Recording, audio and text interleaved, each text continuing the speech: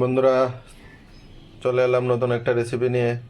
আজকে হবে ফুলকপি আলু মাছ দিয়ে ঝোল। কুচনো পেঁয়াজ, শুকনো লঙ্কা, তেজপাতা।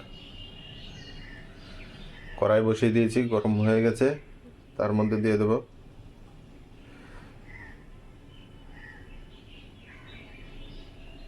তেল, দিয়ে দিলাম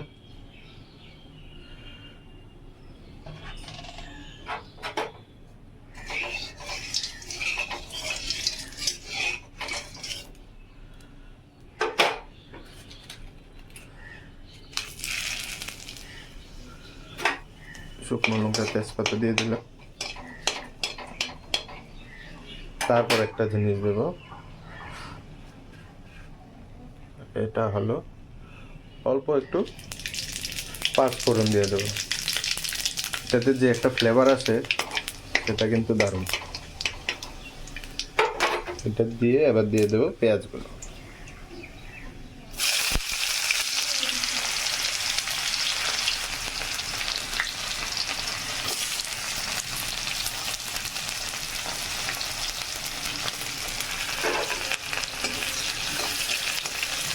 এবার এটাকে একটু ভাজা করে নেব।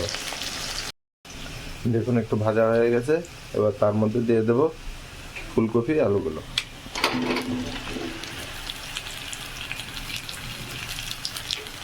অনেকে কিন্তু ফুলকপি আলু আলাদা আলাদা করে ভেজে নেয়, তবে আমি সেটা করছি না। দিয়ে দিলাম লবণ,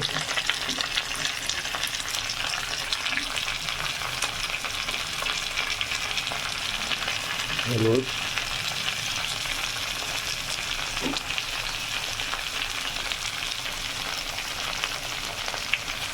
আর জিরে পাউডার,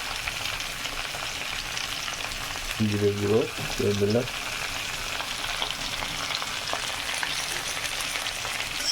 এবার ভালো করে নাড়িয়ে নেব।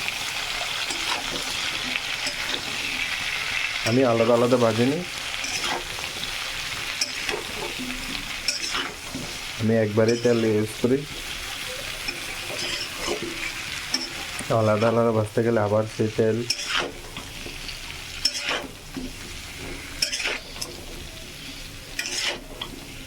আমার এটা একটু সিম্পলভাবেই হয়।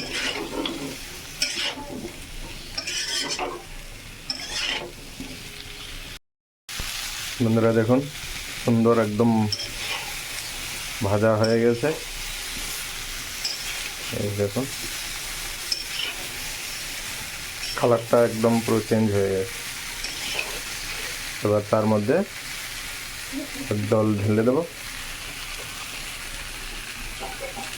জল দিয়ে দিলাম।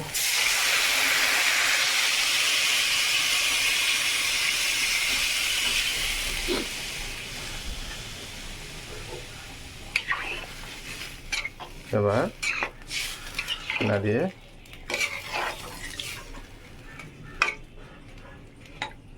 এবার ঢাকা দিয়ে দেব সেদ্ধ হওয়ার জন্য।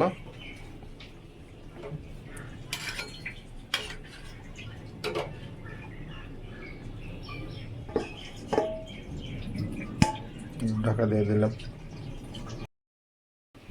এই দেখুন অনেকটা সেদ্ধ হয়ে গেছে, মোটামুটি সেদ্ধ হয়ে গেছে। এবার তার মধ্যে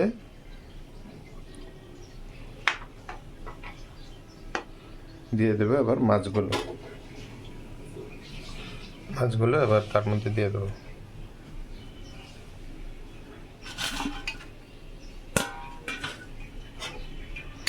দিয়ে ভালো করে নাড়িয়ে আবার 5-7 মিনিটের জন্য ঢেকে দেবো।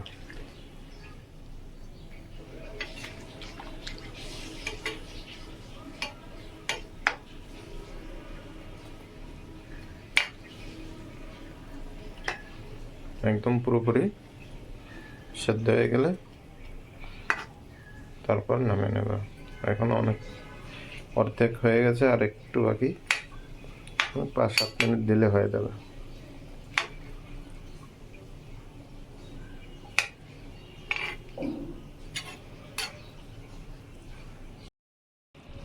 দেখুন একদম সুন্দর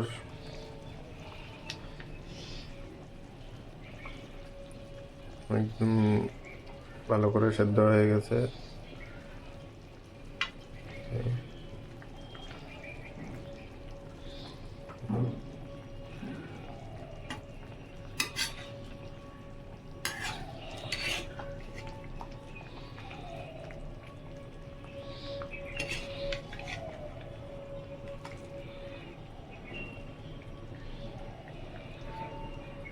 সুন্দর হয়ে গেছে, এবার নামিয়ে নেব।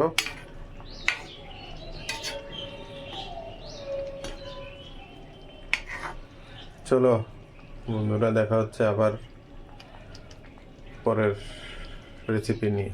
টাটা।